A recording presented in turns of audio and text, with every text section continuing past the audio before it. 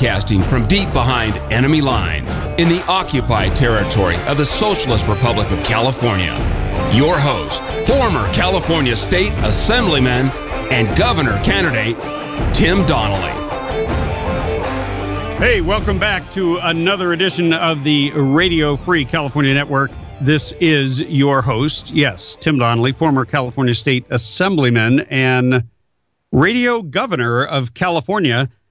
And man, I'm gone for one day and the entire world comes to an end. The Democrat, don't look now, but Democrat Marxist progressive hypocrisy knows no bounds. We are going to get into and play you some interesting clips, or at least an interesting clip from Planned Parenthood CEO Cecile Richards, who is testifying before Congress, and then good old Nancy Pelosi. You must pass it before you get to know what's in it. Has no shame. I don't understand how a Catholic individual like herself could not be at least moderately horrified, if not insanely horrified, by what has taken place. But she defends it. She defends it in an interview with Jake Tapper on CNN, and we'll get into that. It's just astonishing, the level of vitriol coming from the establishment. I mean, there's a poll out that, and this poll is astonishing. 3/4 of Americans are unhappy with the country's direction. And that includes Republicans and Democrats. 7 out of 10 Americans are dissatisfied. Only 2% of registered voters said they are very satisfied. 2% said they always trust the government. I don't know about you, but I want to talk to that 2%. Who is it? Do you have your brain removed so that you can always trust the government? That must be a blissful way to spend your time. But I'm encouraged when I hear polls like this, and we'll walk you through the details on that. We also are going to have a conversation with Dr. A.W.R. Hawkins. He's written 2 blockbuster stories that you will not want to miss, and he'll be coming up a little bit later on in the show. But I'll just tease you a little bit. The last gun store has left the building, has left town. We'll tell you which town that was and what it means for you. And he also has a scathing article up talking about the illegal alien epidemic,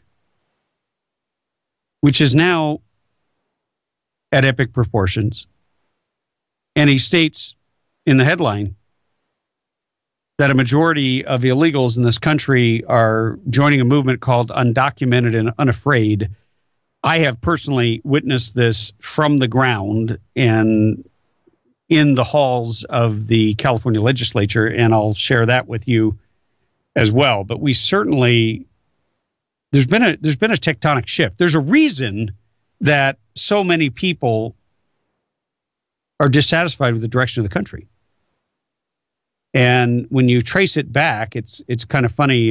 Sean McNeil was talking to me about this story. And Sean, what were you saying? It like started 6 years ago.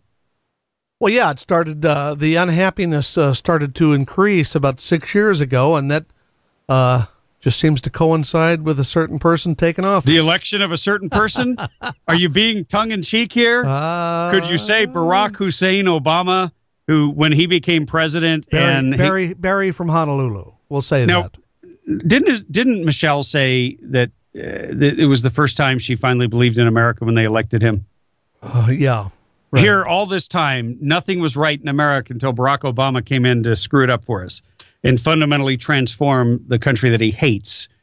And I say it that definitively because all the evidence is in, and President Obama is not president of a country he loves.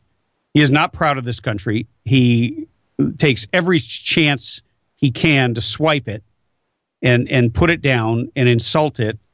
And yet, when he has a chance to take a shot at our enemies, when he has a chance to stand up for America, when he has a chance to diminish the racial divide that he's helped foment, he always passes. He's too busy golfing.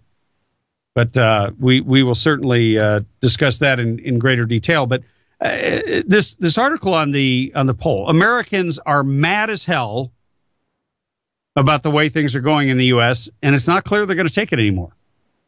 More than 7 out of 10 Americans, that's 71%, say they're dissatisfied.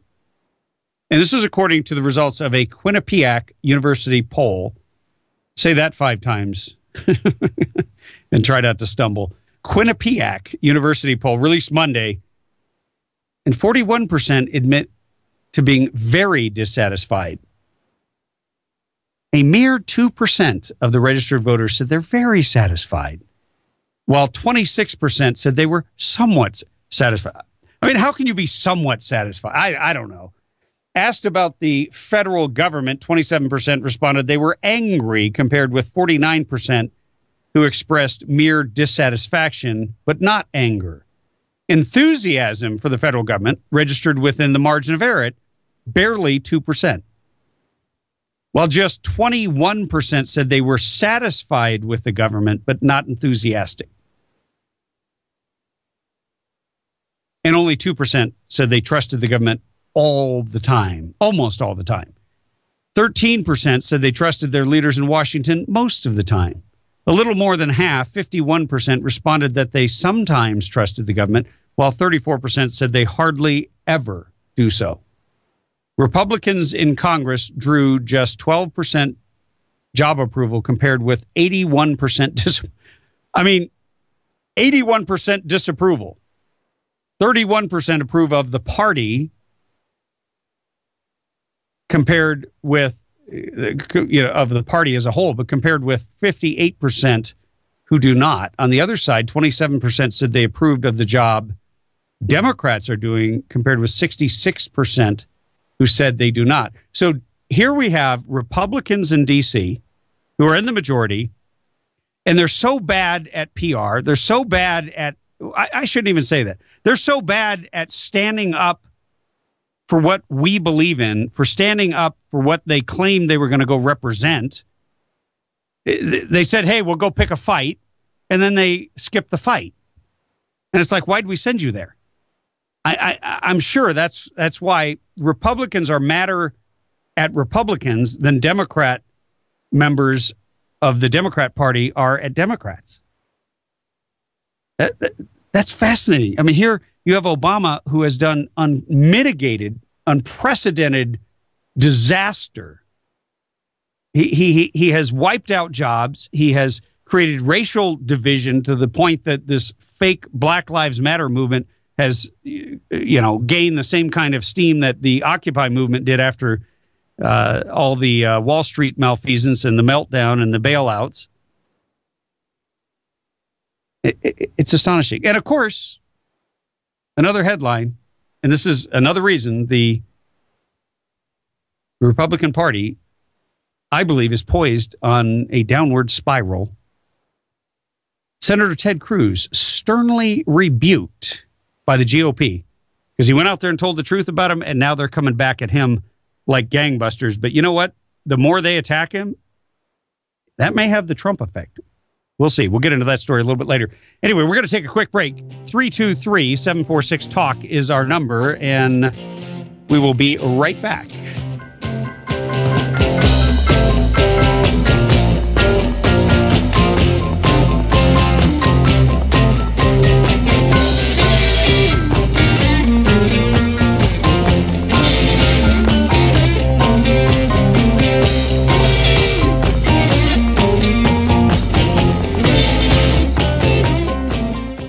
Whether you're an experienced shooter or just buying your first gun, Turner's Outdoorsman has everything you need, along with a knowledgeable and friendly staff to help you find that perfect gear for your next adventure. Turner's now has 18 locations across Southern California, including a Victorville location right on Bear Valley Road. Be sure to check out the new Archery Pro shops in the Victorville, Chino Hills, and Pasadena locations. If you're not sure what you're looking for, you can browse and shop their selection at Turners.com. Be sure to check out their weekly specials and sign up to get them delivered directly to your inbox. Turners is where I turn for all my firearms and ammo needs. Remember to tell them Tim Donnelly sent you, and you'll get an additional discount.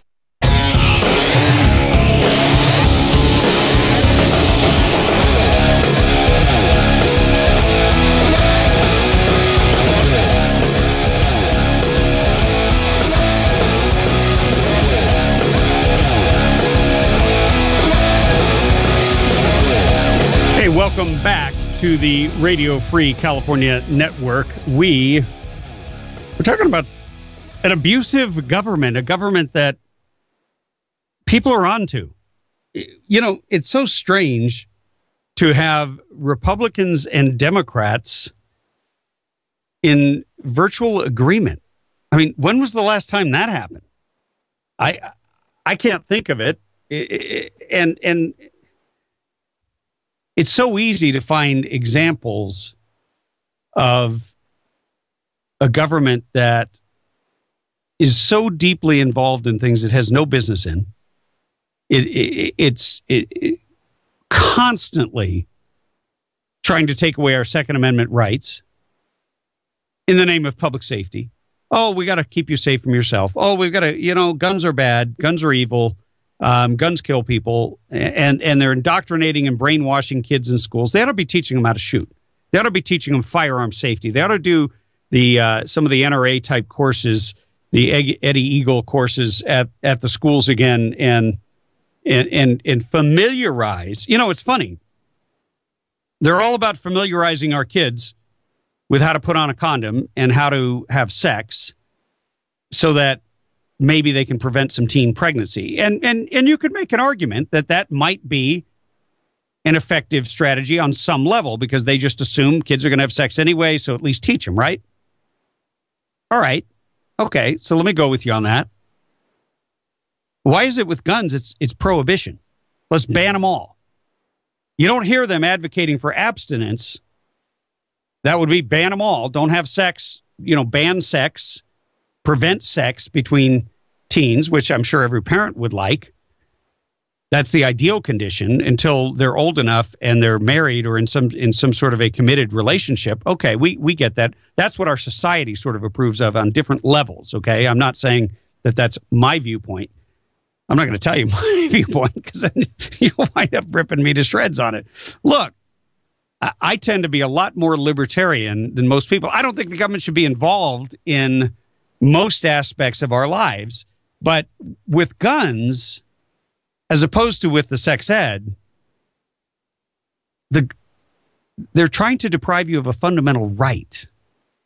See, when the government becomes the greatest threat to the rights it was formed to protect and preserve, that's tyranny. And operational tyranny is what we have every day. I was talking to my brother yesterday in Michigan, and my brother has a business in the recycling, which is, junk cars. You got a piece of junk car, he gives you $100 for it. He tears it apart, takes everything that's of any value. He knows exactly what to get. The catalytic converters, which have platinum in them and gold and bronze and all these different precious metals. And there's just a treasure trove out of every one of these cars. And he's got these giant machines that rip them to shreds. So here he is operating this little business. He sort of found this business, bought it, and was doing extremely well, employing a bunch of people, which in the Detroit area, I mean, you think California's bad. Let me tell you, the Detroit area has been depressed for like 50 years. And all of a sudden, he tells me he's moving to South Carolina. And I said, well, what's the deal? You just want to be closer to my dad? I mean, what's going on? And he says, no. He says, the mayor of the town has decided that going after and overregulating and regulating me out of business is the best way to solve the theft of copper and other metals that are stolen and then sold at recycling yards. And so let's get this straight. Instead of the government doing its job and going after the copper thieves and throwing them in jail and throwing the book at them, because many times they go into schools, they rip all the stuff out of air conditioning units, they do tremendous damage to businesses and to the infrastructure. This is a major nuisance. So throw the book at him. Instead, they crack down on his business. They put him through the ropes as if, and the hoops as if somehow he's to blame. And so he finally got to the point where he got into a lawsuit with the government. That's always a bad idea. But my brother's a fighter. He lost the lawsuit, so they got a bunch of money from him, and they told him, we're not done with you yet. The mayor literally said to him, we're not done with you yet. I thought maybe somehow he was in business in California, but this is spread to other states. And they just see him as a cash cow now. They're going to send their regulators there to harass him every day. They literally had 2 detectives stalking his property as if he were a criminal. Meanwhile, Detroit's always been pretty high up in terms of being close to being one of the top 2 or 3 or 4 in terms of being the murder capital of the United States. But he's got 2 detectives full-time sitting outside his junkyard, his recycling yard. And meanwhile, the government's not protecting the community. It's not protecting the public good by protecting public safety against actual criminals. And that takes me right back to the guns. The government cannot protect you all the time. They just can't. And sometimes you need protection from the government. And that's why the founders knew how crucial it was for the Second Amendment to be a fundamental right. They wrote it right in there. A well-regulated militia being necessary to the security of a free state, the right of the people to keep and bear arms shall not be infringed. Now think about that. 26 words that protect your fundamental right to protect your freedom and your life and to protect your family. I mean, that's it. You're empowered by, well, I don't want to say you're empowered by the Second Amendment because that's not true. You're empowered by the Creator to defend and protect your life because He's the one who gave it to you. And that's acknowledged. It's acknowledged that the power comes from the Creator and that we lend it to the government. We lend it to the government to do things for the public good. So we all understand that.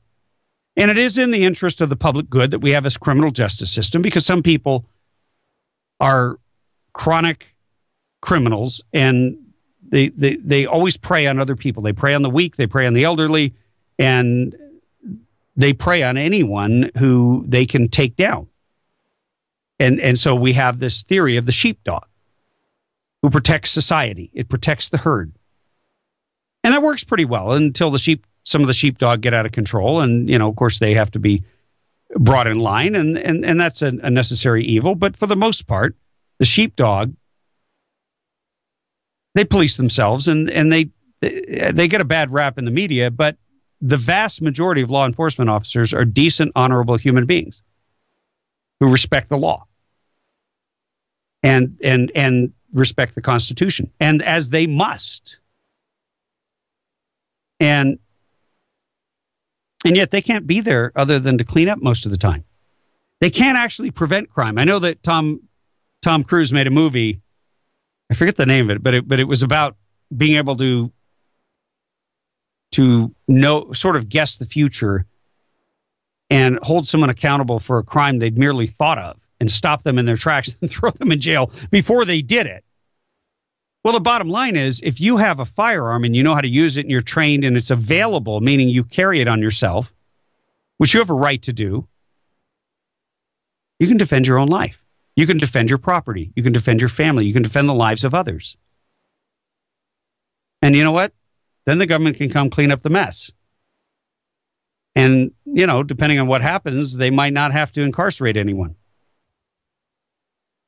That was the vision that the founders had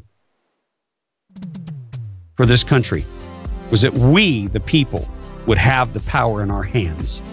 Tim Donnelly Show will be right back after these short messages. Stay tuned.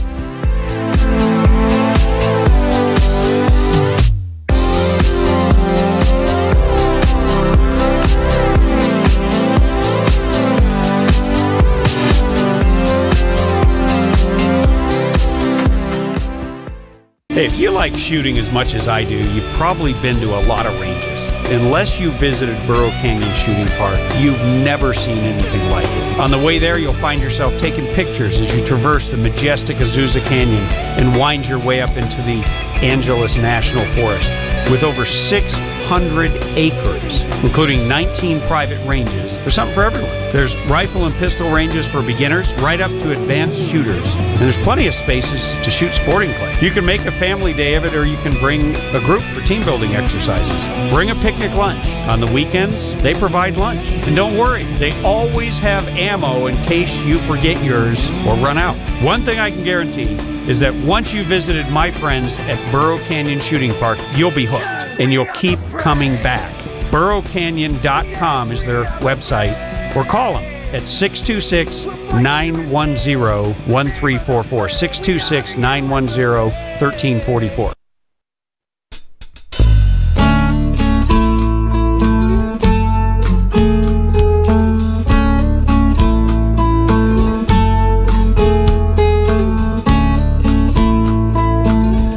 Looking for the Radio Free California Network, you've found it. Here we are every weekday, 3 to 6 p.m.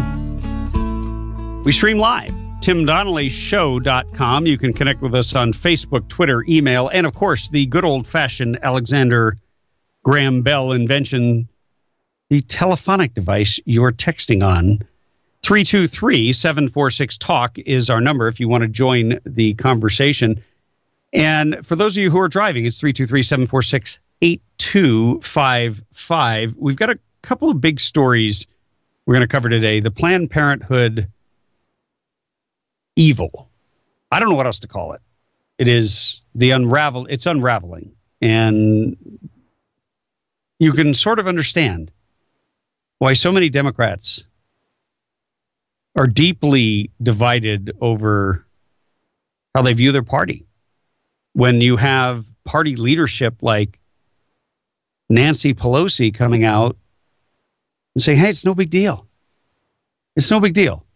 Now, let me give you a tale of two women. You have Carly Fiorina, who I know not everybody likes Carly Fiorina. She's easy to dislike. She has sort of a stern personality. She needs to loosen up a little bit. But she's incredibly smart. And she's got courage. I say she's got courage because I know definitively she has courage. When I met her at a fundraiser in Los Angeles, back when I was first running for, I think I was running for Assembly at the time. Yeah. She was running for U.S. Senate for the seat that Barbara Boxer eventually won. Well, at the time, here she was on this breakneck campaign tour, and she was recovering from breast cancer. I mean, it was really remarkable that she could muster the energy, that she could do everything that she was doing, stuff that would have killed lesser people. So regardless of the fact that I disagree with her on a number of her policy positions, and I do. I don't think she's tough enough on the border. I'm not sure where she is on guns. But here she is, one of the best candidates when it comes to foreign policy, bar none. I don't think there's anybody smarter on foreign policy. But also business. Yeah, maybe she wasn't as successful in business as Donald Trump, but she understands it. So you think that would be the only, that she would be one of these fiscal conservatives and just stick with just the fiscal issues. But you know what? When you're in the public eye and you refuse to speak out on a major issue because you're scared, That right there is a powerful signal that you're communicating to the voters. And what you're telling them is, don't vote for me. It's like Lindsey Graham, who actually in the middle of the speech said, if when a politician says, if blah, blah, blah, blah, blah, don't vote for me. Well, that's kind of dumb, because what's going to happen is somebody's going to take that out of context, and it's just going to be, don't vote for me, don't vote for me, don't vote for me. So we call him Lindsey, don't vote for me, Graham. But I'm surprised he didn't cry in the middle of it. But here's the thing. Carly, in the middle of the debate, went off an off-ramp and courageously called out the media. I mean, she just threw down. And the media became apoplectic, because she basically said that the Planned Parenthood video has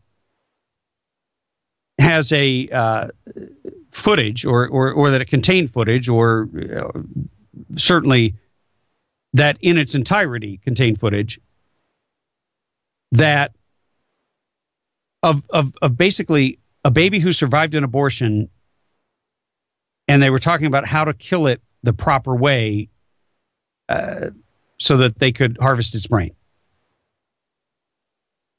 Yeah, let me read. I don't know. Yeah, it's episode number 3 of the Center for Medical Progress video. This video shows former tissue procurement specialist. Well, there's a euphemistic term. Tissue procurement specialist. Basically, you're cutting up and harvesting the human remains of human babies and selling them. Okay, that's what you do. Holly O'Donnell, describing how she was shown an intact fetus with a beating heart. O'Donnell says of this moment, I don't know if that constitutes it's technically dead or it's alive. O'Donnell was then asked to harvest brain tissue from the same fetus by cutting through its face. That's what's in there. The video, O'Donnell narrates her gruesome experience. The video shifts to 10 seconds of a fetus in a metal bowl, which is still moving. The video is clearly labeled as coming from the Grantham Collection and Center for Bioethical Reform. It is not video of the fetus O'Donnell is describing, but was inserted by the producers to illustrate what a living fetus at this gestation would look like. But the bottom line is that Carly Fiorina was right. What she described was right. It was based on what the individuals were saying in these videos that they were doing.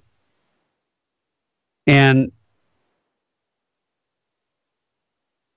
it's hard for me to, there's some photographs in this particular story, and it's so hard to look at. It makes me just sick. And not sick to my stomach in a physical way, like I'm going to be sick, but sick in my soul that human beings could do this to other human beings, that there is no dignity or sanctity left in life. And Carly Fiorina had the courage to call out the media. And of course, the media responded by making it all about Carly. They put up posts, Carly Fiorina is wrong about the Planned Parenthood capes. I know because I watched them. That was Vax Sarah Cliff, who said the video was pure fiction. Later updated her story to contain the link to the video in question. And despite all of their efforts to discredit Carly Fiorina, she is actually accurate in what she described. She is accurate in terms of what was happening, and she reflected more so than anyone else, I believe, on that stage in the presidential debate, how most Americans feel about this. So that took a great deal of courage. And I think you're going to see her rewarded for that courage. She's certainly getting attention. Planned Parenthood paid protesters to throw condoms at her at one of her campaign appearances. And this, because she elevated it, once again, just sort of like what Donald Trump was doing for the illegal immigration issue, Carly is doing for the Planned Parenthood scandal. And it caused Cecile Richards to be called before Congress and testify. And Sean, do we have that clip? Can we play that? Which one was that? Cecile Richards? Yeah, hang on just a second, and here we'll go. The latest smear campaign is based on efforts by our opponents to entrap our doctors and clinicians into breaking the law. And once again, our opponents failed. Yeah, so that's it. It's just a smear campaign. I mean, it sounds like she's a city councilwoman, or I'm sorry, someone running for city council who's out there dismissing a claim and saying that it's just a smear campaign, it's just politics, business as usual. She never admits that the people who work for her organization said things like, well, yeah, I'm doing this for the money, I want a Lamborghini. And negotiating the prices and talking in the least impassioned terms about removing a baby's brain through its face, talking about doing horrific things, and basically in the name of commerce, not in the name of science, in the name of commerce, in the name of making money. So when the Republicans raise the issue of whether or not this is appropriate to be doing, first of all, at all, and second of all, with tax dollars, 50 years ago in America, that thing already would have been shut down. Every Planned Parenthood clinic in America would be shut down. The funding would have been pulled weeks ago, and there'd be people going to jail.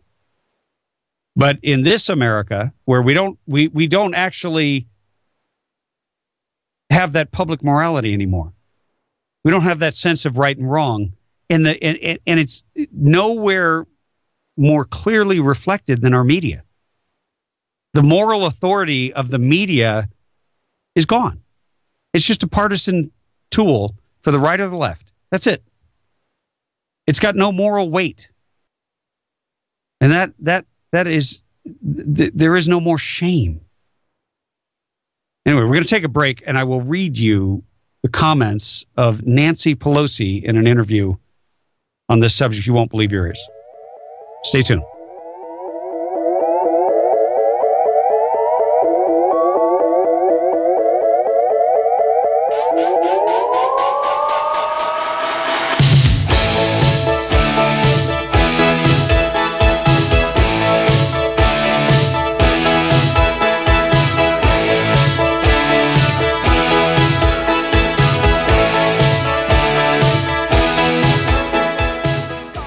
Whether you're an experienced shooter or just buying your first gun, Turner's Outdoorsman has everything you need, along with a knowledgeable and friendly staff to help you find that perfect gear for your next adventure. Turner's now has 18 locations across Southern California, including a Victorville location right on Bear Valley Road. Be sure to check out the new Archery Pro shops in the Victorville, Chino Hills, and Pasadena locations. If you're not sure what you're looking for, you can browse and shop their selection at Turners.com. Be sure to check out their weekly specials and sign up to get them delivered directly to your inbox. Turners is where I turn for all my firearms and ammo needs. Remember to tell them Tim Donnelly sent you, and you'll get an additional discount.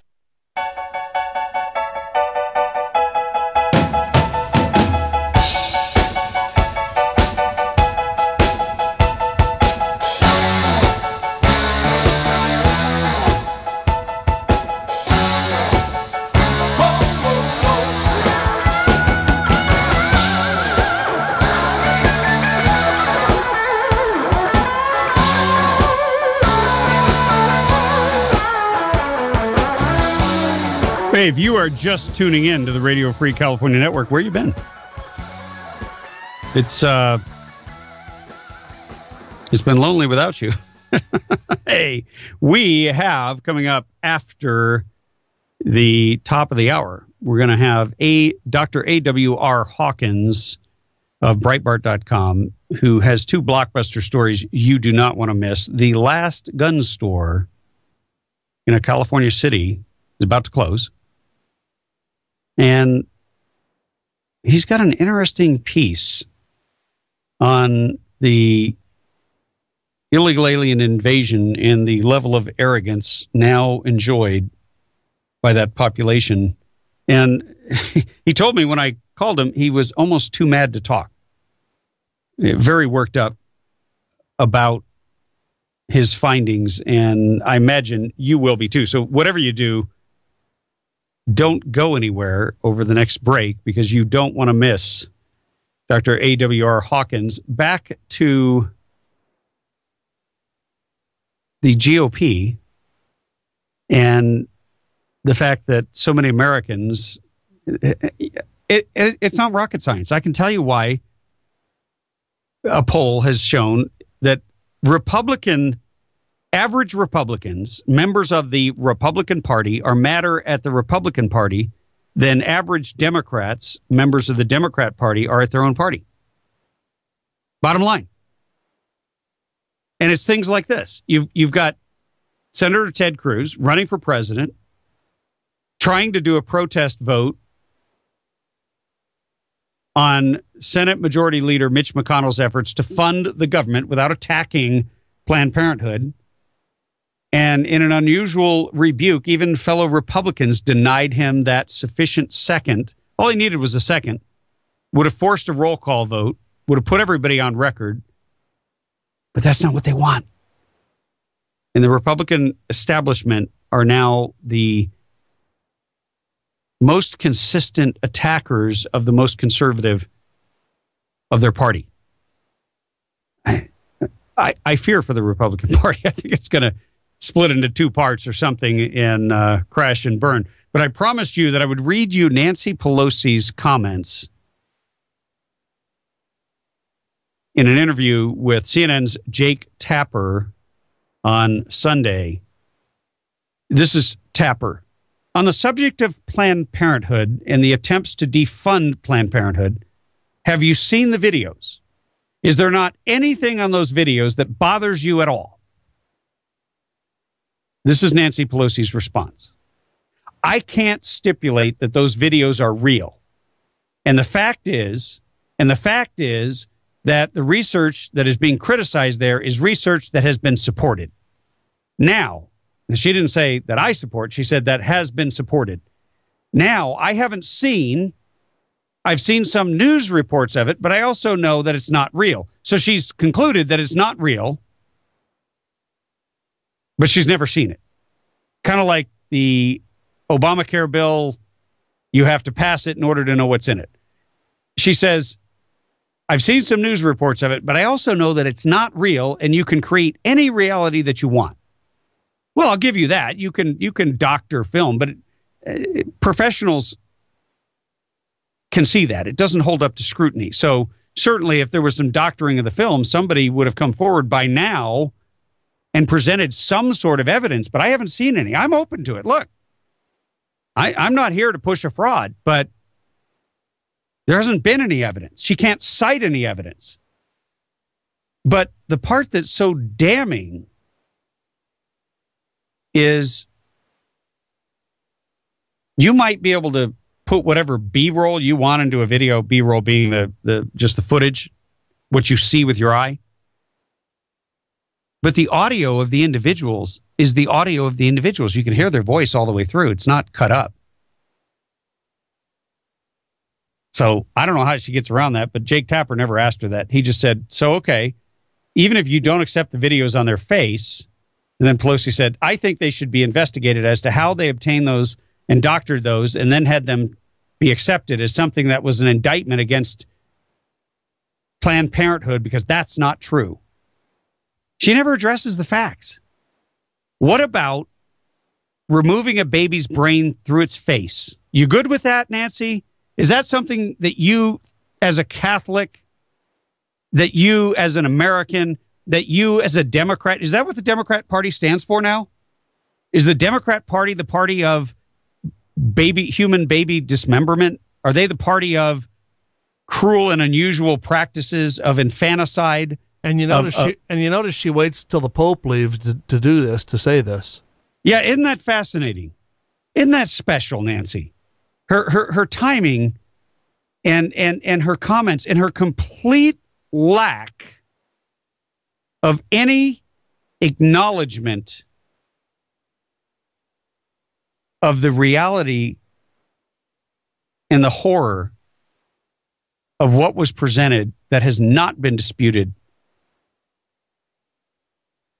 And, you know, she could take a lesson from Carly Fiorina.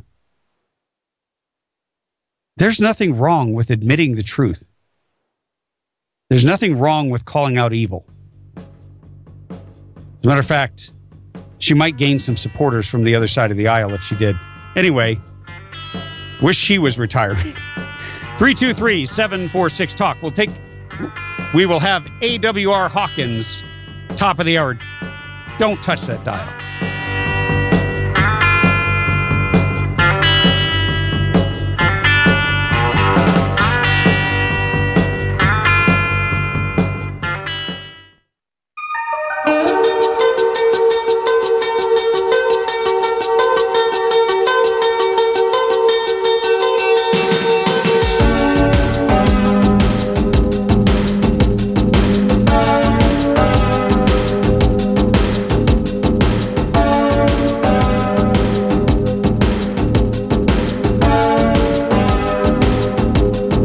Welcome back to the Radio Free California Network. We are going to go to the Radio Free California Newsmaker line and pick up Dr. A.W.R. Hawkins, who is a good friend of the Tim Donnelly Show. He is a Breitbart columnist extraordinaire. I've never met anyone who could put more content and more impact into fewer words. Dr. Hawkins, welcome back to the show. Oh, thank you, Tim. Great to be with you. It has been a long time. And you, I've been teasing your story today. You wrote an article the other day that the last gun store in a certain California city is closing. Say it ain't so. Right. In a certain city, you're right. A certain city with a lot of hills and a lot of liberals who hate guns, apparently. And that's in leadership. I'm not saying that about the people, but it's true. I think High Bridge Arms, they were founded in the mid-1950s, opened in the mid-1950s. And they're closing their doors. They said they can't keep up with the demands that are placed on them via gun control from city supervisors. So that's it. I was talking earlier in the show about the government chasing my brother out of his state because you've got a few people who get into positions of power and they think it's their business to enforce their own personal views on everybody else. And in this case, right. In San Francisco, you're talking about San Francisco, of course. What you're really saying is that guns are no longer going to be sold in San Francisco, but illegal aliens will be accommodated and they will be protected in this sanctuary city. Now, they can grab a gun off the street from anywhere, commit a crime with it, no big deal, but we're not going to let law-abiding gun owners, law-abiding citizens who might want to protect themselves from the spate of illegal alien criminals and other criminals who are in their city. And San Francisco has one of the worst crime rates of any city its size in California. Right. No, you're exactly right. That's what people have to understand is that when High Bridge closes its closes its doors, that's the end. That's the end of a gun retail shop in that city, period. And as you point out, ironically, that retail shop doesn't have anything to do with the crime that San Francisco is facing. And it doesn't have anything to do with other issues facing that city. It was the one gun shop where an FFL, which is a federal firearm license holder, was selling guns via background checks, via everything the government requires. And 10-day waiting period out here. kept pushing till they shut it down. And well, the most it just shows that they wanted it shut down. That's what it shows. Oh, no, you're right. I mean, this is just pure harassment. The newest gun control push came from this supervisor, Mark Farrell of District 2, and I'm reading from your article, and it proposes to require that all gun sales in the city of San Francisco be videotaped. Right. And it would also further require that all gun and ammo buyers' names, birth dates, addresses, driver's license number be supplied to the San Francisco Police. I mean, this is the kind of stuff that Hitler did. He wanted to know where every gun was so he could come and take it. It's also the kind of stuff you see in Chicago. When Chicago pushes a gun law, if your city imitates it, you know you're in trouble. And Mayor Emanuel pushes this kind of stuff in Chicago. He was the first. You'll see this kind of stuff pushed in New York City. You'll see this kind of stuff pushed in Seattle. Those are the four cities. When you see San Francisco, Seattle, Chicago, or New York City pushing something, you know that whatever city you live in, if they're pushing that same thing, you're in trouble. Yeah, and I mean, isn't there any way that the citizens could sue the city for denying them their Second Amendment right? I mean, certainly there was a lawsuit here in the state of California based on the way that they hand out concealed carry permits. I believe the plaintiff was in San Diego because basically they have legislatively denied the Second Amendment. But here they've made it, you could argue that they've made it so difficult for you to exercise your Second Amendment right by procuring a gun and ammunition within a reasonable distance. I don't know. It just seems like there's got to be something that we can do here. Right. No, you're right, though. You have the 10-day waiting period. You have the high-capacity magazine ban. You have the gun storage laws. You have the laws on exterior camera placement. Let me say it again. Exterior wait. camera placement. I mean, wait a minute. You have Tell laws me about that. On so many things. Well, no, I'm just saying that's one of the things that a gun dealer would have to deal with. Where cameras are placed on the exterior of his building, what they're filming, so on and so forth. You know, you have the advertisement problem you have in California. You can't advertise handgun sales. You have so many things where advertisements that are legal can be located. We could keep going. It is so off the charts. If you take the combination of California state law and San Francisco ordinance, it's simply unbearable, and that's what Highbridge Arms has decided. They're not going to keep up with it anymore. That's astonishing. I yes, because let me shock you a little bit. Back when Ronald Reagan first ran for governor in 1966, you had to go to San Francisco to get the blessing because of the Republican Party, because it was the conservative locus. It was the center of conservatism in California. Right. And now that's hard to believe. I mean, it's hard. I know. I don't doubt you. It's just hard to believe. It's hard to believe, but it shows you that when people allow their rights to be stripped away because they're not paying attention, because they're sort of comfortable in the water that is beginning, it hasn't quite begun to boil. They don't even notice because they've been in the water for so long. And, you know, right. Like a frog that doesn't jump out, they don't get it, that this erosion, the death of 1,000 cuts, the death of freedom, the stripping away of a basic fundamental right to defend your life and your freedom. Right. No, I agree with you. We see it on the federal level. I'm reading from your... I don't want to switch gears with you, but we see it on the federal level. You look at senators in Connecticut, like Senator Blumenthal, Senator Chris Murphy. You look at Schumer up in New York. You look at other, and I've got to say it, Democrat office holders. It's a constant push. You look at Senator Tim Kaine in Virginia. In my opinion, one of the worst and most. He's absolutely one of the worst senators. At the same time, one of the most dangerous senators. He followed up the Virginia shooting, Tim.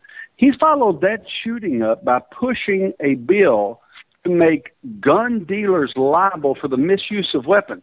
even if the purchaser passes a background check. And see, Wow. the whole goal was right now, while the emotion's high, I can get this through. That's how they think. It's a relentless push. And San Francisco is a microcosm of that. And they have pushed in San Francisco until the one gun store that city enjoyed, the one gun store said, you know what, we're done. We're going to quit. On a national level, we can't quit. We have to say, no, we're going to do it a different way. We're going to vote you out of office. We're going to expose you for the tyrant you are. You're not going to take my Second Amendment rights. That's how we have to play it on the national level. But the local folks in San Francisco have lost on this one, and it's a shame. It is, and I think there are going to be some redresses, and certainly there's a lot of gun owners in San Francisco. I know it sounds counterintuitive, but I actually beat the liberal Democrat that was running as a Republican, who was my opponent in the governor's race. I beat him in the city of San Francisco and in a lot of those counties, mainly because I was so outspoken on two issues, guns and illegal immigration. We are talking with Dr. A.W.R. Hawkins, Breitbart.com, columnist extraordinaire. And I want to get into your other article, which is, surprisingly, about illegal immigration and the arrogance thereof, right when we come back from this break.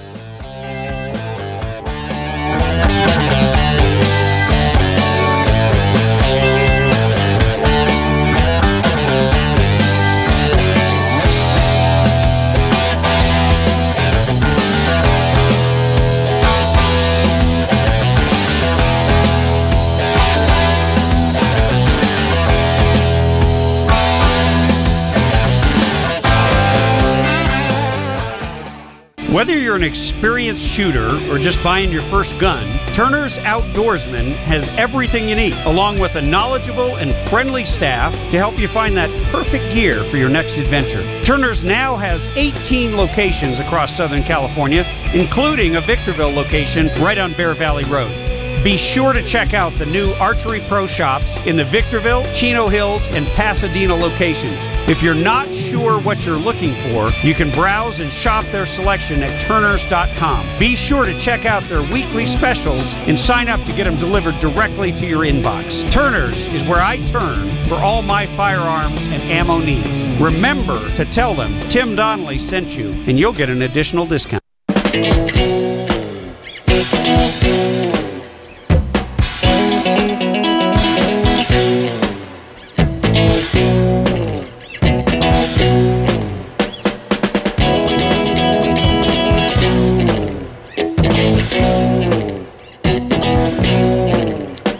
Hey, welcome back to the show. We are talking with Dr. A.W.R. Hawkins, who is a Breitbart columnist, has a number of very powerful articles out, and the one that caught my attention today is new generation of illegals describe themselves as undocumented and unafraid. This is up at Breitbart.com. Dr. Hawkins, I mean, what is up? Say it ain't so. It's so. Things have rotated or changed so much. You know, in the piece I point out that in the 1990s, there was a push to deny taxpayer-funded services to people who are in the state or in the country illegally. In the 2000s, that kind of softened. At the same time, a large group of attorneys emerged who would represent illegals. So there's a shift from one decade to the next. And then this decade, you have the combination of Brown and Obama. And you have Obama pushing, or not pushing, but using executive fiat to institute policies that allow the children of illegal immigrants to stay in the country to avoid deportation. That's coupled with Brown legalizing driver's licenses for illegals, letting illegals work at polling booths during election season, removing the word alien from California penal code, so on and so forth. I mean, I could keep going. That's a lot of information. But what I'm saying is, if you take the totality of it, what it shows you is from the 1990s, when people were fighting against illegal immigration, So now, when people are voting for politicians who support illegal immigration, it's created an atmosphere where the new generation says, look, I'm not going to even hide the fact that I'm illegal. I'm proud of it. I'm undocumented, and I'm proud. That's where we are today, Tim. Yeah. I'm reading at the end of the article, you interviewed, or not interviewed, but quoted someone, Carla Estrada, 24-year-old beneficiary of Obama's executive amnesty called DACA, says, yes, I'm undocumented, and so what? And then she goes on to say she has no plans to go quietly if immigration officials ever come for her. Here's her quote. If they're going to deport me, they're going to have a very bad taste in their mouth. I'm going to call this person, this organization, this lawyer. I'll get on Facebook, Twitter. I'll do a media circus. I'm going to stay in this country. She might as well flip the bird and said, F you. That's it. I'm going to tell you, you got to be honest. I'm not going to put words in her mouth. I'm going to tell you my assumption, my opinion. I'm not saying this is what she said. I'm saying that from reading her words, this is what I think. She has learned well from our great community organizer, Barack Obama. That's what it boils down to. This mentality that he brought to office in 2009 has simply trickled down. Whereas under Reagan, wealth trickled down to everybody. Under Obama, lawlessness trickled down to everybody. And she's a beneficiary, and you hear it in her words. Absolutely. And for me, I was elected to the California State Assembly in 2010, and I was the vice chairman of the Higher Education Committee when they brought the DREAM Act. I guarantee you, if she wasn't there, her counterpart was there, because there were people who said the exact same thing. They would put their fist in the air. So there were 200 students who came through. All of them were illegal. And they would put their fist in the air and say, I'm undocumented and unafraid. And I added a little thing to it and said, and deeply ungrateful. Because here we were transferring a massive amount of resource at a time when we had a $30 billion budget deficit to give illegal aliens free college tuition, both privately and publicly funded, access to universities and colleges here in California that are paid for by the taxpayers. And by the way, at that time, none of those benefits, none of that special treatment was available for the spouses and children of members of the military who might be transferred into the state of California and not yet be legal, actual residents of the state to enjoy in-state tuition. But we give in-state tuition to illegals. We gave them free college tuition. And it's the chickens are coming home to roost. We're seeing, I don't know if you heard the latest, but I just read another Breitbart story that said 500,000 driver's licenses have been given out to illegals. And now they're pushing for a bill that would essentially sign up everybody to vote, including illegal aliens, as long as you have a driver's license. If you got a driver's license, you are automatically signed up to vote. Right. If you couldn't see that coming, I know you could, Tim. I'm not saying about you. But people who couldn't see that coming had their eyes closed. That's the whole push. Let's go on a national level. I don't even want to isolate California. On a national level, if we could persuade Democrats and just say, look, I want you to agree to this. You can do whatever you want on immigration, but they cannot vote for 20 years. I'm just throwing out a figure. It could be 10 years. It could be 30, whatever. They agree to that figure. They would immediately quit pushing for amnesty for illegals, because their whole goal is to get them in this country, get the paperwork started. Once the paperwork started, just as with gun control, just as gun control, even at its most basic point, is insidious, so too support for illegal immigration, even at its most basic point, is insidious among Democrat office holders. They want to get them here, start the ball rolling. They're looking at voters. That's all they see. If we took away the opportunity for these people to vote as illegals, you'd be shocked. The Democrats would not just walk away from Hispanics, they would run away from Hispanics. Hispanics need to be smart enough to recognize that. Illegals probably won't recognize that because of the benefit that comes to them. But others need to recognize that and stand against it. And that's my opinion. Yeah, I think Donald Trump has opened up Pandora's box, and the Republicans didn't want to deal with it. That's why they preferred candidates like Jeb Bush, who would gush about how it's all about love, and and others who have basically, having been a candidate, if you don't sign the pledge to support amnesty, the big dollars never come your way. There's not even a question. As a matter of fact, they start raising money just to destroy you because they want what they want. And Republicans want the cheap labor and the Democrats want the cheap votes. And what they're doing is they're undermining the rule of law and literally putting the entire republic at risk. Right. And you know what? Let's think of something else. This is not a different angle, but it's a different take on the angles that you brought up, Tim. When you think about going, illegal immigrants are here, we give them state tuition, we give them this, we give them that, we give them driver's license, and it keeps going. Then we give them voting rights. There is an insolence. There is among people who get things like that, there is a tendency to get bitter and want more. And I don't dream that up for anyone who rejects what I just said. Aristotle is the one who said that in his Politics, in his arguments against the type of democracy toward which we're moving. Aristotle said that when you get into a society where one group is highly taxed, the goods that they earn are taken and given to people who do not work. He wrote, this is thousands of years ago, he wrote of how those who receive the free things become bitter toward those who give them and demand more. You see that it's not only applicable to illegal aliens and illegal immigration, it's applicable to so many aspects of American life. But we refuse to learn the lesson because we are a stupid people who are no longer educated. We are indoctrinated in a public school system that the left owns, just like they own the politics in California.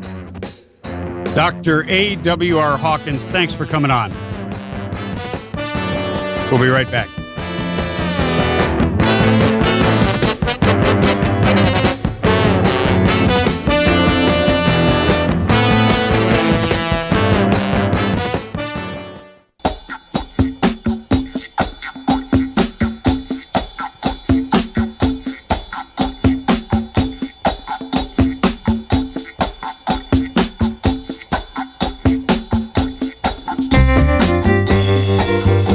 So you've got a complete turnaround here in California. And I thought Dr. A.W.R. Hawkins did a great job you got to read his stuff. You've got to follow him. It's Breitbart.com. Just look for A.W.R. Hawkins. It's always a pithy article. They're never too long. But he basically was talking about Prop 187, which was brought up in the 90s. It was actually supported by 59% of Hispanics and about 75% of the populace who basically didn't want to give free stuff to illegals because they understood the basic human nature. If you give people stuff for free, well, it isn't really free. Somebody paid for it, and the people who paid for it are probably pretty pissed off that you created an incentive for more and more people to come into the country illegally, which then affects their lives. It undermines entry-level jobs. It affects educational resources because, of course, once you come to a welfare state like California, we got to give you free stuff. Well, now they don't even make any bones about it. They're happy to say, I am unafraid, undocumented and unafraid and ungrateful. Don't care.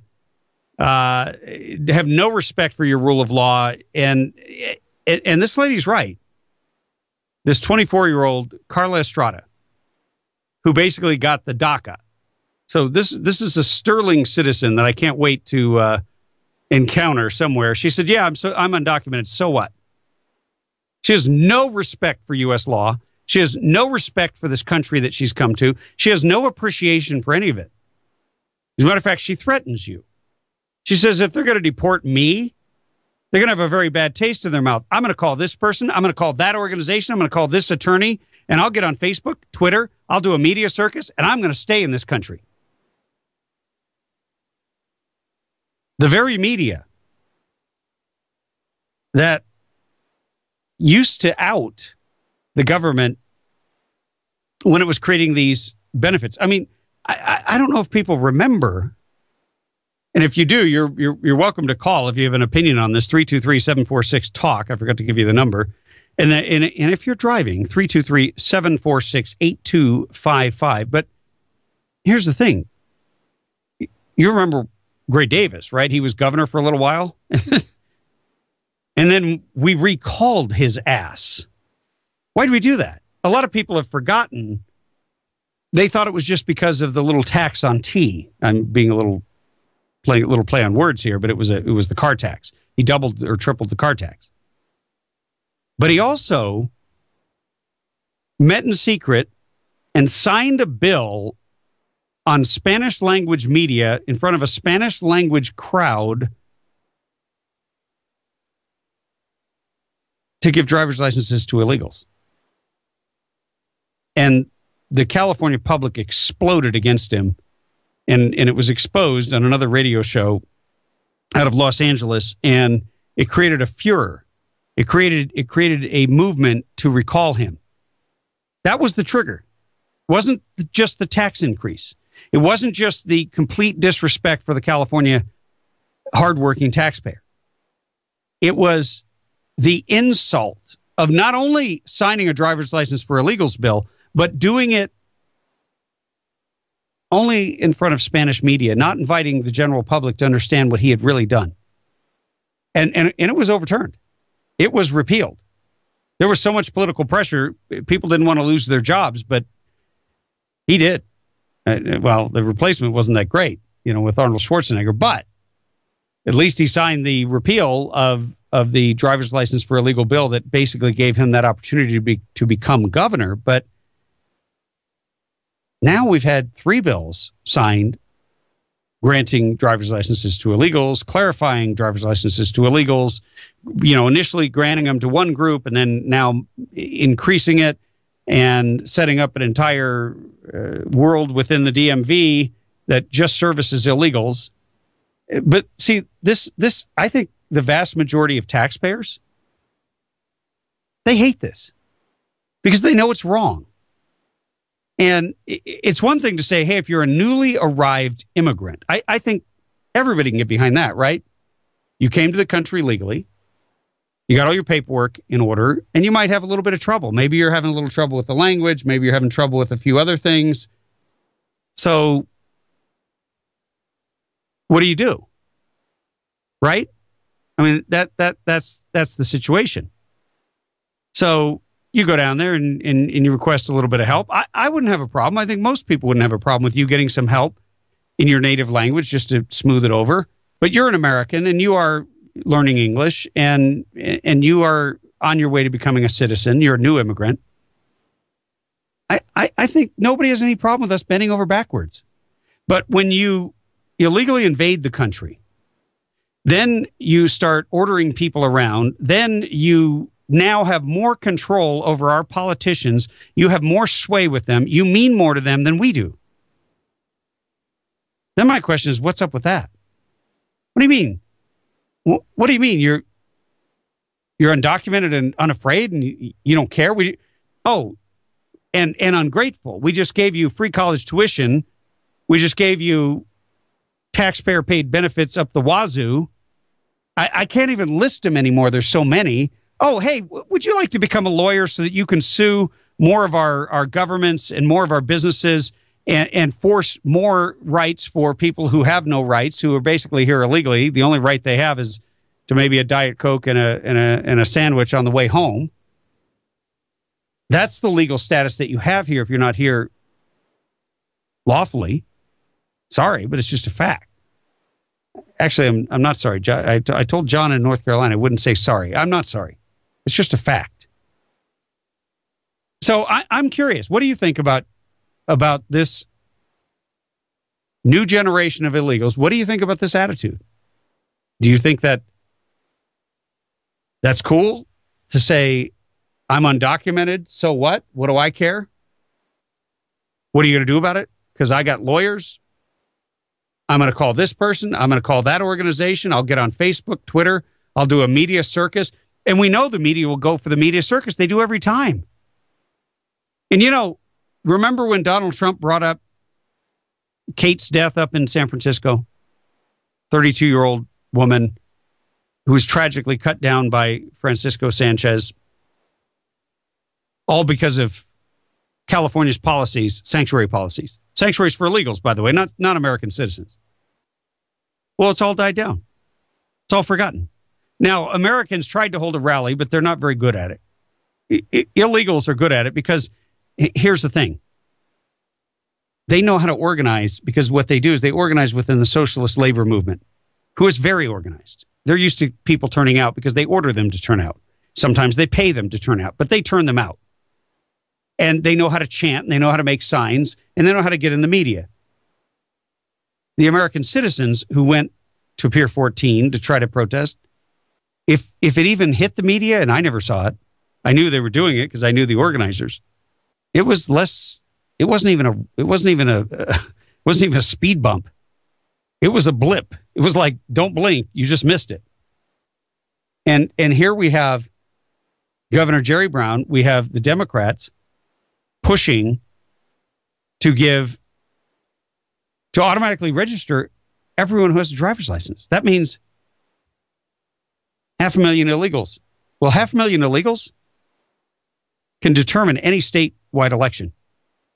And mark my words, you're not going to have illegal aliens coming back to the DMV in droves and saying, hey, I'm not a U.S. citizen, let me opt out of being registered to vote. You're going to have the Marxist Progressive Democrat Party that is absolutely controlled by the Latino caucus. They are simply going to harvest those votes, and they are going to increase their stranglehold on the state.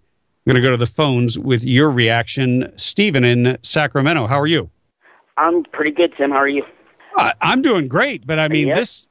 this stuff just never ends. It's and I watched it. And I didn't even hear about a protest on Pier 14, or I would have made it, because San Francisco's not that far from me. So I would have gone to that if I would have known about it.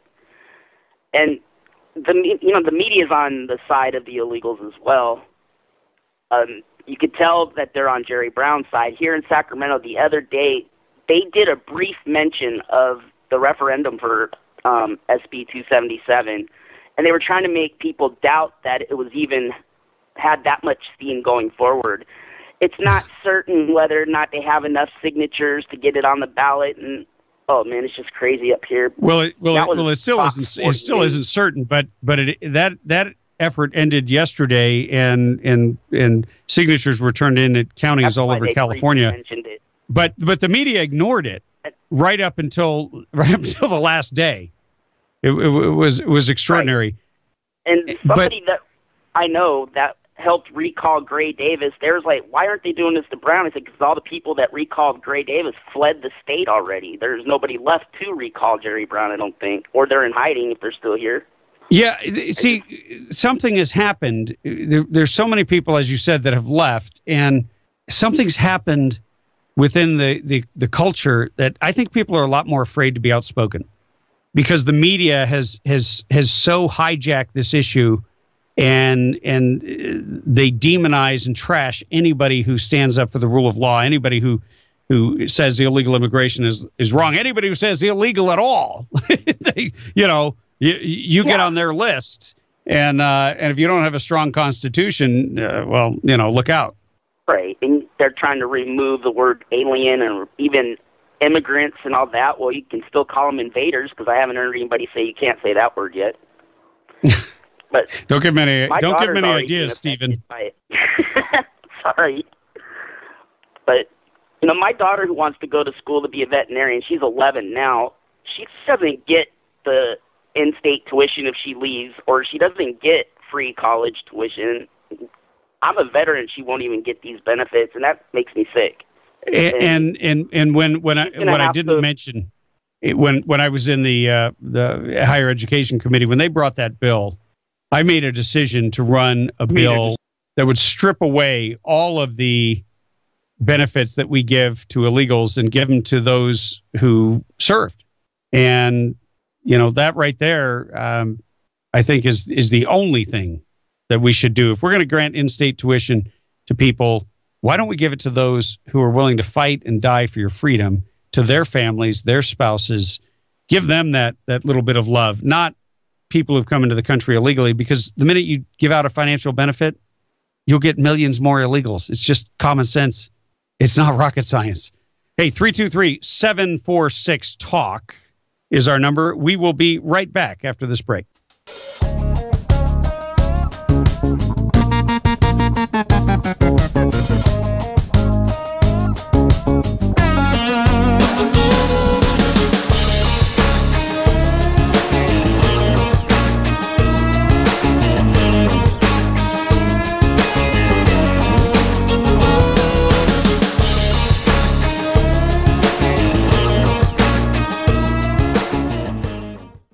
Whether you're an experienced shooter or just buying your first gun, Turner's Outdoorsman has everything you need, along with a knowledgeable and friendly staff to help you find that perfect gear for your next adventure. Turner's now has 18 locations across Southern California, including a Victorville location right on Bear Valley Road. Be sure to check out the new Archery Pro shops in the Victorville, Chino Hills, and Pasadena locations. If you're not sure what you're looking for, you can browse and shop their selection at turners.com. Be sure to check out their weekly specials and sign up to get them delivered directly to your inbox. Turner's is where I turn for all my firearms and ammo needs. Remember to tell them Tim Donnelly sent you, and you'll get an additional discount.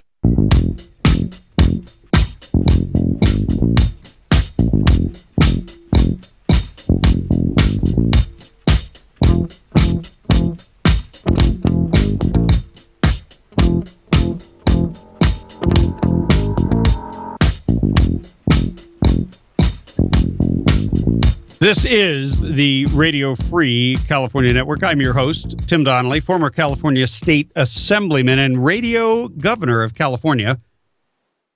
And I have to laugh at two headlines that are out this afternoon. The Teamsters Union has refused to endorse Hillary Clinton, which, of course, a union not automatically endorsing a Democrat is news. They want to sit down with Donald Trump. They like the Trump. Donald has worked with unions, and of course he's had to, I'm sure, pay a lot of union wages over the years. So they see him as someone who could be a potential ally. And you know what that tells me is they know the golden goose. They know the guy who can get the jobs, who can create the jobs. And creating jobs doesn't just help non-union people, it helps union people. Nothing wrong with that. You know, everybody wants to work. And, of course, Donald Trump wants to cut taxes. And so the minute that Trump's tax plan, of course, being, attacked and vilified by the left, it's going to cost us $12 trillion. It's funny how they can always figure out what a tax thing can cost, but they can never figure out what a government program will cost. Have you ever noticed that? They don't tell you that the government program that they just approved $100 million for is really going to cost you $1 billion by the time they fully pay all of the real costs to implement it and keep it going. And they're going to increase every year those who are eligible for it. And then they're going to give a better pension pay and benefits to the people who run the government program. Oh, yeah, by the way, they joined a public sector union and now they can, extract all these dues out of their membership and legally bribe politicians to increase their fiefdom so that they continue to grow in ad infinitum. That's the goal. And when you see what Donald Trump is talking about doing, he's talking about cutting the penalty for working. He actually wants people to be rewarded for the work. And he doesn't care if you're rich or poor. That's what I like about it. And of course, the minute he does that, along comes Hillary. And now Hillary's out there trying to out-Trump the Trump. She says she wants to get rid of the Cadillac tax that was put in place by her boss, Obama. Here, while she was part of his administration, she's just looking for something where she can get into the news and see if she can ride a little bit of a wave. But I hate it. Kind of reminds me of watching surfers down at the Wedge in Newport Beach. If you've ever surfed there, I did shortly after I moved to California. I was a young man, and I thought, I have to go surf there. I've heard about it. It's dangerous. Yeah, there's a reason it's dangerous. And I got on a bodyboard, and I literally almost broke my back with the dive. I took straight down into the bottom and wasn't ready for it. Didn't know what I was doing. And it was a real learning experience, let me tell you.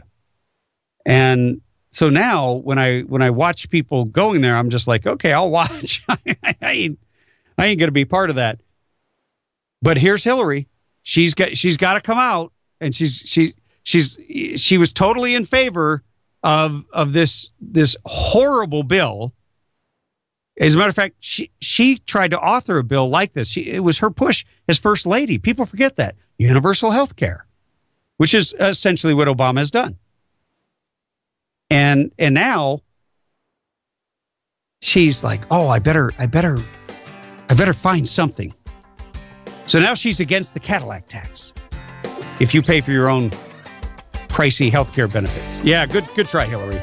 Anyway, we'll be right back after these messages. Tim Donnelly Show. Stay tuned.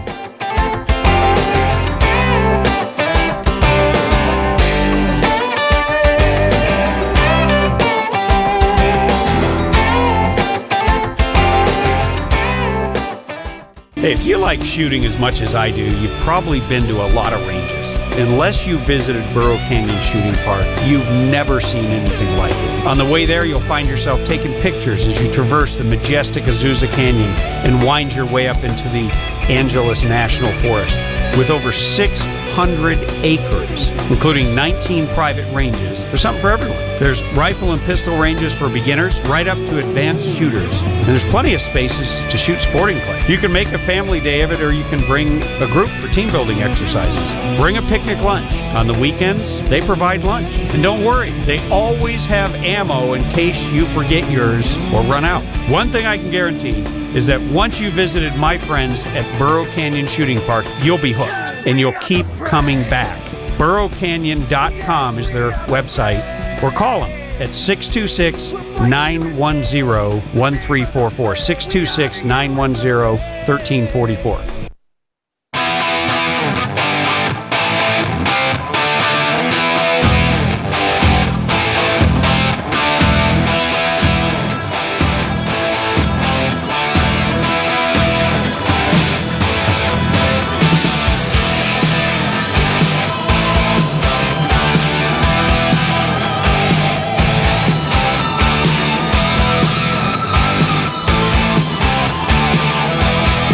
This is the Radio Free California Network, and I am your host, former California State Assemblyman and Radio Governor of California, Tim Donnelly here.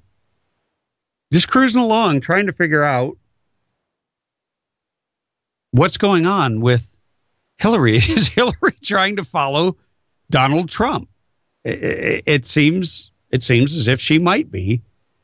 Trying to tax the Cadillac tax, or I'm sorry, remove the Cadillac tax on the Obamacare, which basically, if you have your own like premium healthcare plan, the government levies a massive tax on that so that you can help pay for the poor people. This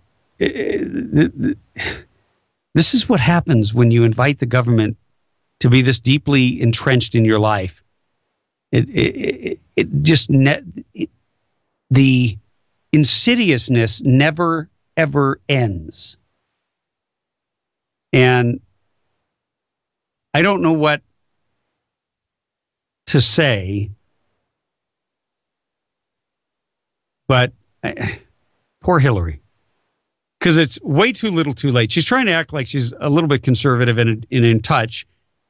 But there was a poll out yesterday that if Joe Biden entered the race, he beats everybody, even Trump. So I I don't know, but the Democrats usually do the smart thing when it comes to races like this. I wouldn't be surprised if Hillary winds up dropping out because Joe Biden steps on her. I mean, that's kind of what happened with Obama. He just pushed Hillary out. And she didn't like it. So there's some real bad blood between those two. But hey, Hillary, I'm really, really happy to hear that you want to get rid of one tax. I mean, maybe we could, now the water's warm. Maybe you could come in a little deeper and endorse Donald Trump's actual plan, which would, whenever the liberals start screaming about a plan, that's when you know it's a good plan. That's when you know it's one that actually puts money back into the economy, puts money back into people's pockets. And the media hates it when you put money back in the pockets of the rich, because their whole goal in life is to redistribute the rich's income. And rich is anybody who has a job, pretty much, to them. But those are the kinds of plans that Reagan instituted. His plan would lower the top tax bracket for wealthier Americans to 25% from almost 40%. And the top corporate tax rate to 15% from 35%, which it would partially offset with some changes to deductions. But the bottom line is you're going to free up a lot of capital. First of all, I'm completely in favor of starving the government of money. Then they can do less harm. And second of all, whenever you unleash the private sector, free enterprise, which you do when you lower taxes, which you do when you remove regulations which can act as the same sort of burden as a tax, well, guess who's going to benefit? Not only the rich always benefit. It doesn't matter if things are good or bad, the rich are fine, okay? So get over it. I'm not rich, so I'm in the same pool with you. But here's the thing. The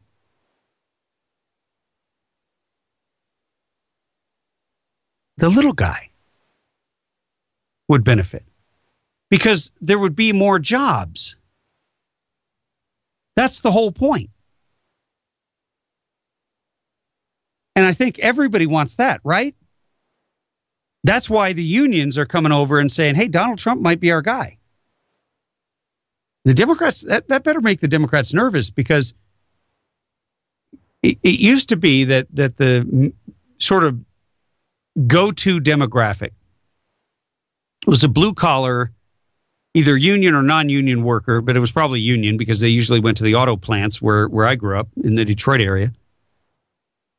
And that's where the politicians would come. You would have the presidential candidates swing through town, and they would always go to an auto factory and talk about, buy American, and talk about American jobs and the American worker. You see, they don't do that anymore. Now it's only about unions, and it's only about illegals.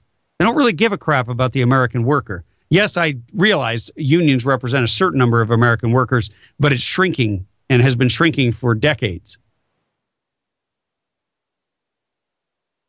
But what Donald Trump is saying is, why don't we actually bet on America and understand that if we unleash this capital, because when you tax things less, then people are more likely to do that activity. It's very simple. I mean, let me break it down for you in real terms. If your spouse makes it really, really painful for you to do something, you do less of it. It's just human nature. If you're sitting around with your feet up, watching television all day, and she's taking care of the kids, and she's working, and she's, having to clean the dishes, clean the house, do this, do that, do the other thing, you can sit there for a limited period of time, but at some point you're going to be in jeopardy of some penalty headed your way. And I think the economics work the same way. If you know that you can get gas for $2.49 and all you have to do is go 1 mile out of your way, you're going to do it. Because that money goes right into your pocket. Conversely, you're not going to fill up. And I just finished driving, I think I logged 1,000 miles in one day going up and down the state, turning in or distributing the SB 277 petitions all over the place. And I had to laugh. There were a couple of gas stations that are just outposts. There's nothing else. There's no way I'm going to stop there because some of them were close to $4 a gallon, first of all. Second of all, if I just went up the 99, I was paying $2.30-something cents for gas rather than $3.50 and $3.80 cruising up the 5. And I set my behavior based on the incentive. Well, rich people are no different. Rich people have larger pools of money, which are called capital when they're big. When you could fill a swimming pool with it, we call it capital. And that capital is used to grow and expand businesses or start a new business. That creates economic opportunity, also known in very simple 3-letter words as jobs. It creates a job, an opportunity for somebody who doesn't have one, who doesn't have the capital to work. And Donald Trump's plan would actually increase jobs in this country at a time when people are desperate for jobs. Go to the phones here real quick and take a call. Hey, welcome to the show. Hi, Tim. This is Paul from Newberry Springs. Hey, Paul. Welcome back. Thank you. And I was interested in your guest. Is it Hawkins, the name? It's Dr. A.W.R. Hawkins. Hawkins. Okay, so he was talking about the last gun store in San Francisco going out of business, and I don't know if you remember, but I called you last week about that. That I'd seen it in a high desert newspaper. Okay. That gun store was closing.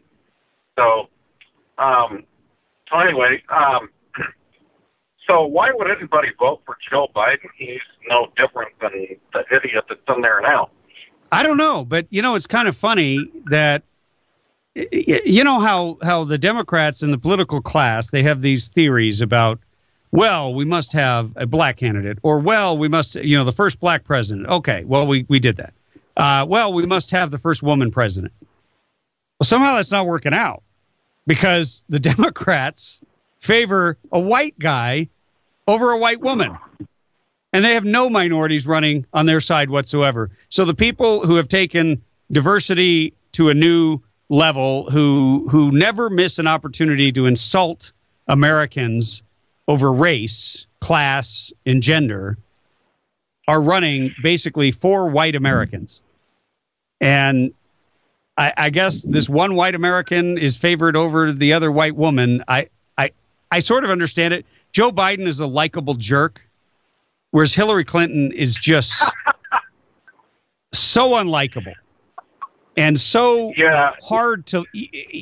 On your worst possible day, you could have a beer with Bill Clinton, okay? And you probably find yourself laughing and liking the guy. I'll tell you something. One time I went to an event in Sacramento, and I was the only person there from the legislature, and there was all the Secret Service around, the CHP and everything, and Jerry Brown was there, Governor Jerry Brown. This is before I declared a candidacy to run against him. And I was just an assemblyman, and he and I had a beer together. And we talked for 10 minutes, and we were laughing. Now, doesn't mean I like any of his policies, but he has the ability to charm you in a one-on-one situation.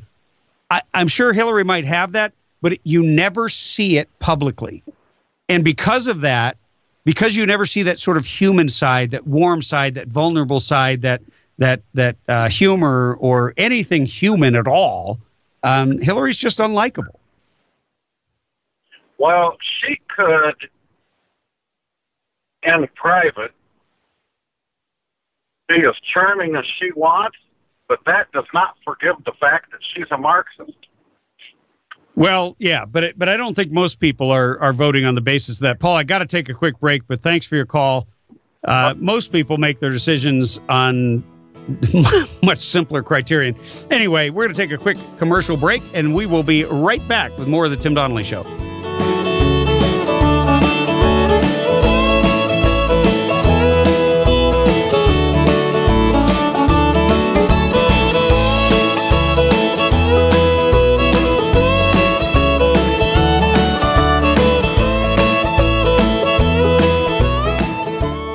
Whether you're an experienced shooter or just buying your first gun, Turner's Outdoorsman has everything you need, along with a knowledgeable and friendly staff to help you find that perfect gear for your next adventure. Turner's now has 18 locations across Southern California, including a Victorville location right on Bear Valley Road. Be sure to check out the new Archery Pro shops in the Victorville, Chino Hills, and Pasadena locations. If you're not sure what you're looking for, you can browse and shop their selection at turners.com. Be sure to check out their weekly specials and sign up to get them delivered directly to your inbox. Turner's is where I turn for all my firearms and ammo needs. Remember to tell them Tim Donnelly sent you, and you'll get an additional discount.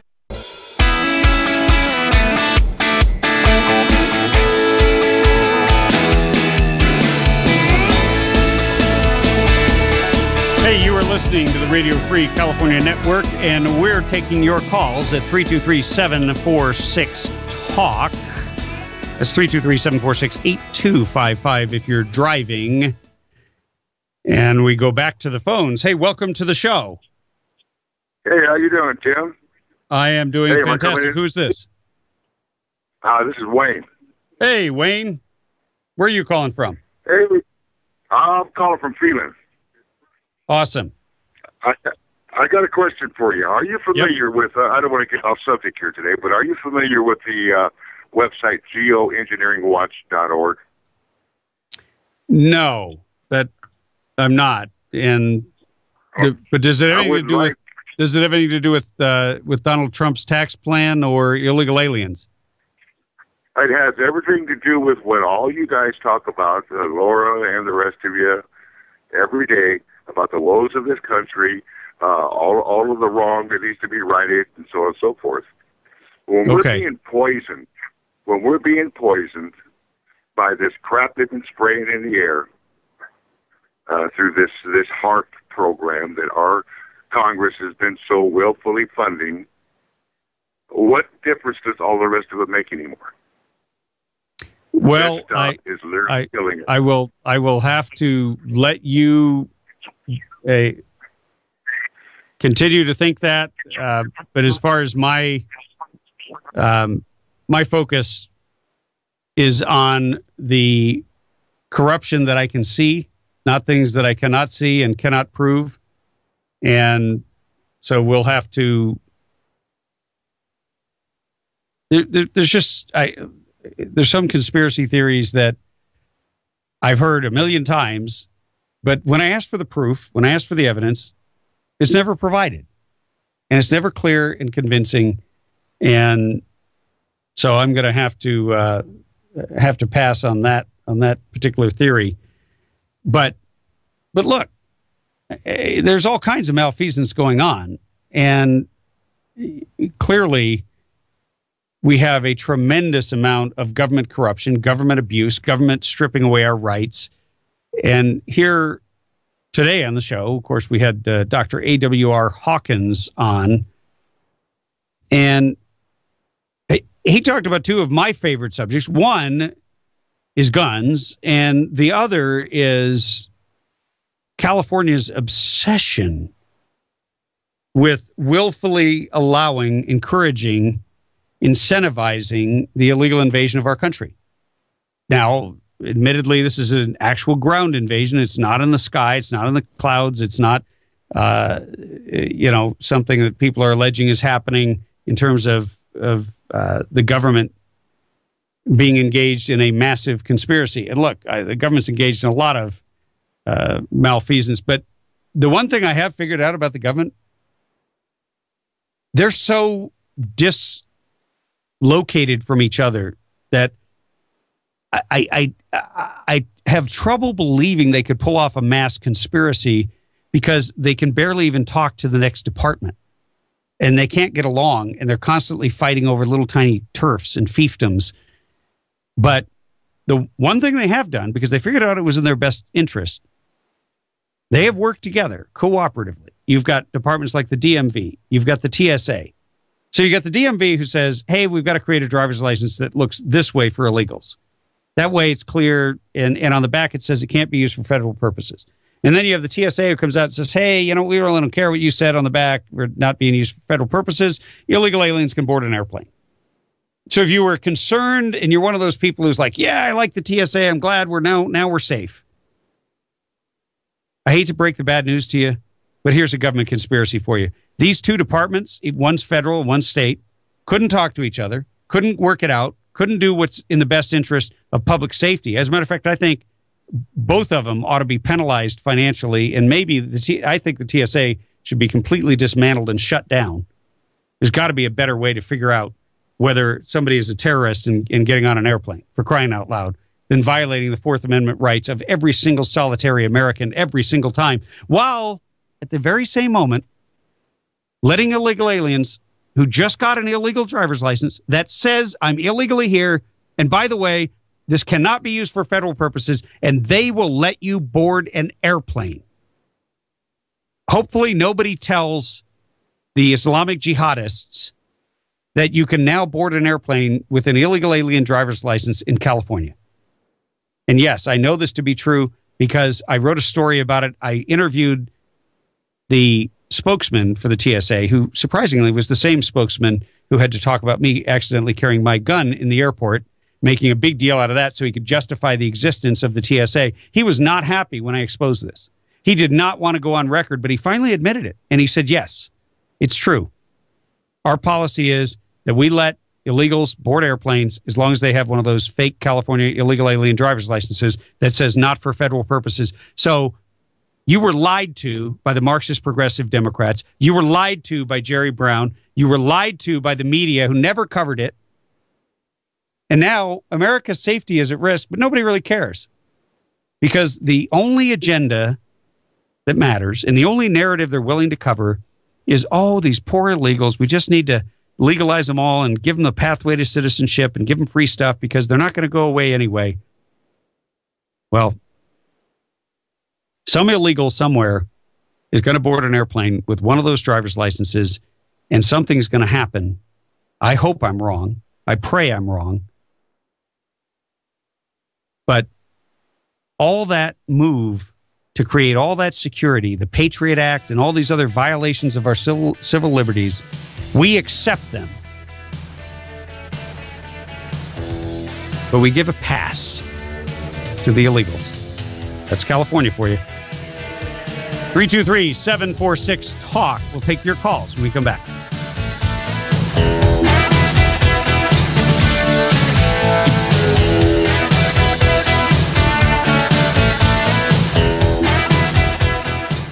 Hey, if you like shooting as much as I do, you've probably been to a lot of ranges. Unless you visited Burro Canyon Shooting Park, you've never seen anything like it. On the way there, you'll find yourself taking pictures as you traverse the majestic Azusa Canyon and wind your way up into the Angeles National Forest. With over 600 acres, including 19 private ranges, there's something for everyone. There's rifle and pistol ranges for beginners, right up to advanced shooters. And there's plenty of spaces to shoot sporting clays. You can make a family day of it, or you can bring a group for team building exercises. Bring a picnic lunch. On the weekends, they provide lunch. And don't worry, they always have ammo in case you forget yours or run out. One thing I can guarantee is that once you visited my friends at Burro Canyon Shooting Park, you'll be hooked and you'll keep coming back. BurroCanyon.com is their website, or call them at 626-910-1344. 1344.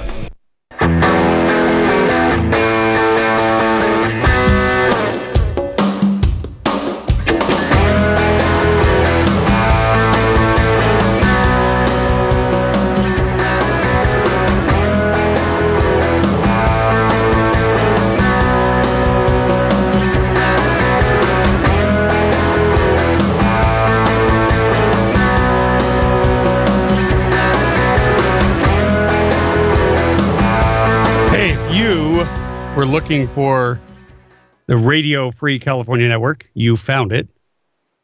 Here we are every weekday, 3 to 6. And we stream live at timdonnellyshow.com. You can connect with us, Facebook, Twitter, email, and, of course, the good old-fashioned Alexander Graham Bell invention, the telephonic device known as your cell phone. 323-746-TALK. We're taking your calls. Talking about a couple of things. California's obsession with rewarding illegal immigration. Trump's tax plan. I like his tax plan. I like anything that starves the beast. You have this behemoth government that never stops growing. And in order to survive, it must take away your freedom. That way it creates an excuse for itself to exist. And in doing so, it becomes even more powerful, and you become less powerful.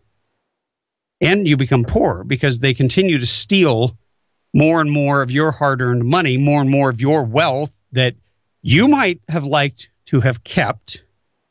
You might have wanted to spend it on something else, but you were denied the choice. They made the choice for you. And it's just something so egregious about how big the government has become in the United States and how we've been warned time and time and time and time again. We were warned by the founders that this would happen, and someday that there would be an elected class that would come to represent itself at our expense. We were warned by Thomas Paine in Common Sense. We were warned countless times throughout history.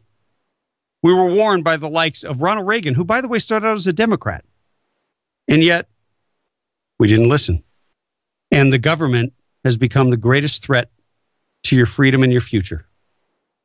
And, of course, your finances. And your family. With the passage of SB 277, with the passage of other bills that threaten your kids, threaten their education, push social indoctrination rather than education on them. It just never ends. In California, they continually infringe the Second Amendment and make it harder and harder and harder for you to exercise that natural right. But meanwhile, at the exact same time, they're trying to deprive you of the right to keep and bear arms. They have no problem with criminals running amok. Hey, you want to commit a crime? We're going to lessen your sentence. As a matter of fact, we're going to have the state of California mandate on judges a lessening of the sentences. That way, they won't even have the ability to throw the book at someone. And so then you take a city like San Francisco. San Francisco is now a bastion. It's a sanctuary. It's an accountability-free zone for illegal aliens, for criminals. Anybody that wants to go there, do whatever they want. They can't control crime. They can't even control themselves. Meanwhile, Americans are dying on their streets. They want to raise taxes through the roof, and they just kicked the last gun store.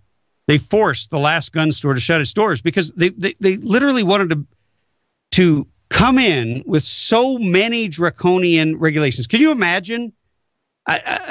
If you're a gun owner out there, you're thinking about going over to your local Turner's which I highly recommend because they're a supporter of this show, and they're a fantastic company, great Americans, and they'll take good care of you. So, first of all, you have to put up with a lot of abuse. You have to fill out a form, go up to the cash register, pay $25. Then once that form's filled out, you got to go wait in line again. This is life. This is not their doing. The government mandated all this. They make it as painless as possible. But when you get back over there, then you have to wait 10 days to get the gun that you bought, even though you passed the background check. Because the government doesn't trust you. Well, can you imagine in San Francisco, they really don't trust you because they've decided that you will be videotaped during the entire process, whether you like it or not. And they want an ungodly amount of information, including the name of your firstborn, their social security number, and everything else, going to the phones here. We've got Gary from North Dakota. Gary, welcome to the show. Well, how you doing there, Tim? I am doing fantastic. How are you? I'm doing pretty good. You know, I was listening to your take on gun control there, and you're right. They're never really going to stop until we stop them, and until you guys vote them out. You know, you got to vote them out. But I was going to ask your take on something. Sure. Now, down in California, you know, there's a lot of guns are banned. You know, like your AR, you know, your so-called, you know, the military look-alike type of rifles. And they also banned that, you know, I don't know if you know it, but that big 50 caliber rifle, that 50 BMG round that shoots. Right. You know. Now, if you were governor again, would you repeal all that stuff? I would. I think it's ludicrous. It is absolutely ludicrous. It is a massive invasion of our privacy, and there's no excuse for us to put up with that kind of infringement on what is and has always been a basic natural right. It is incorporated right into the Bill of Rights, and it has been hold on, let me finish. It has been judicially found to have been legislatively infringed, specifically in the state of California. So the only possible remedy that I can see if I were governor would be to get someone to run bills that would repeal those restrictions. Exactly. But, you know, liberals always use that word need. And you're exactly right. It's not about needs. It's about rights. You know, I mean, if you want one, buy one. You know, I mean, that's the way I look at it, you know. Yeah, and no one's putting a gun to your head, right? What's that? No one's putting a gun to your head and forcing you to buy it. No. I mean, liberals redefine rights. I mean, they like this vaccination bill. They might say this is a right of your kids to have it, but it's being forced on them, and it's not a right when it's forced either. See, a right is a voluntary decision. If you want to exercise it, you can. If you don't want to, you don't have to. That's what freedom's all about. You know, it's so simple, not complicated. So, anyway. Well, I can't argue with that logic, Gary. It's always good to hear from you, and it's good hearing from you. You're doing an excellent job. Well, thank you. Keep the faith out there in North Dakota. We will continue discussing the Second Amendment, illegal aliens. Last gun store closed in San Francisco. So not only is it a sanctuary for illegal alien criminals, but it's a haven for gun haters who can now celebrate the fact that law-abiding citizens can't buy a gun legally in the city of San Francisco in order to properly arm themselves and defend their life, their property, and their freedom from threats. Only in California. 323-746-TALK is our number. We'll take more of your calls in the final segment of the Tim Donnelly Show, coming right up after this break.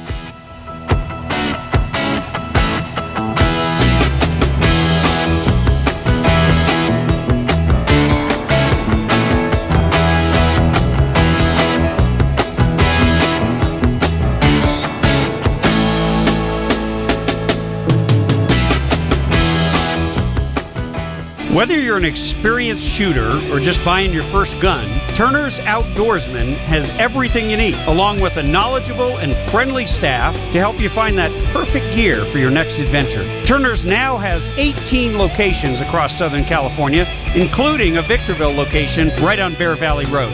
Be sure to check out the new Archery Pro shops in the Victorville, Chino Hills, and Pasadena locations. If you're not sure what you're looking for, you can browse and shop their selection at turners.com. Be sure to check out their weekly specials and sign up to get them delivered directly to your inbox. Turner's is where I turn for all my firearms and ammo needs. Remember to tell them Tim Donnelly sent you, and you'll get an additional discount.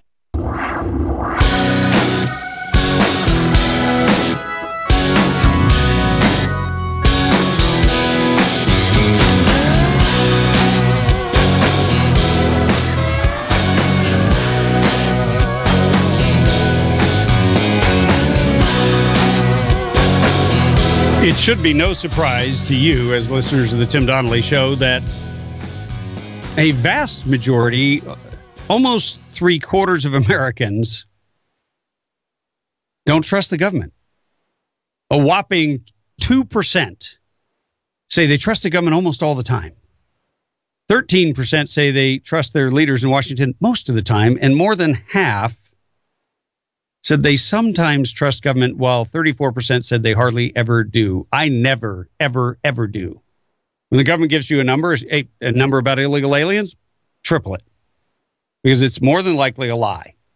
And it's not just a lie, it's an intentional lie with an agenda. It's part of a narrative that is used to control you. It's part of a narrative that is used to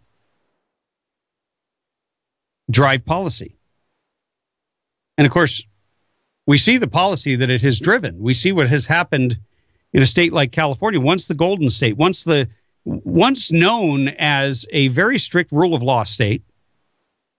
During the 40s and 50s, California grew at an enormous rate under Governor Pat Brown because he put in place infrastructure. He created an environment that would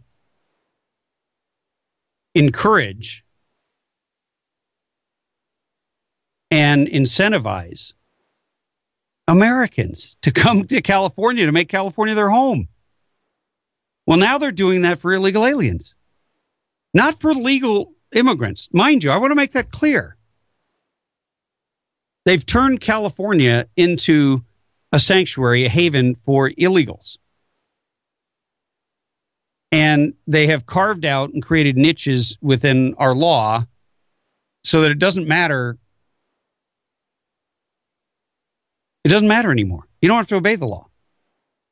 As long as you are illegally present, you're good to go. We'll get your reaction. Going to the phones, we've got Lori in Apple Valley. Lori, welcome to the show. Hi, Tim. Good evening. How are you doing today? I am doing fantastic. How are you? I'm spectacular. I'm just enjoying and listening like I always do, and you've had a nice broad list of topics that you were talking about today. A couple of the things, well, everything you talk about always strikes right at home with me, but Hillary with his Cadillac tax. Yeah, isn't that funny? Well, especially when we've got, I can't understand. So we've got a Cadillac tax and we're paying higher when we actually want to have a decent form of insurance for our families, and then because we can afford that, we have to pay for the poor. And so we're supporting Obamacare with that, and then we've got the Obama phones, and then we've got, I'm sorry, but I don't know how many times I'm in line at the grocery store, and forgive me, I'm going to probably sound like I have an attitude, but you go into the grocery store, you stand in line, and you watch perfectly capable, well-formed kids, 20-somethings that are paying with EBT cards for the groceries. And I'm thinking all we're doing is encouraging and propagating this behavior, and we're just doing generation after generation after generation. But see, you've got to see it for what it is, and I think Dr. A.W.R. Hawkins made a great point. If you didn't expect that and understand its component within the larger system, see, in order to make government grow, Government has to have a mission. And so the mission of government now is to redistribute wealth, take from those who have, take from those who do, take from those who produce, and give to those who don't work. Basically, give to those who don't and who don't have because they don't actually work.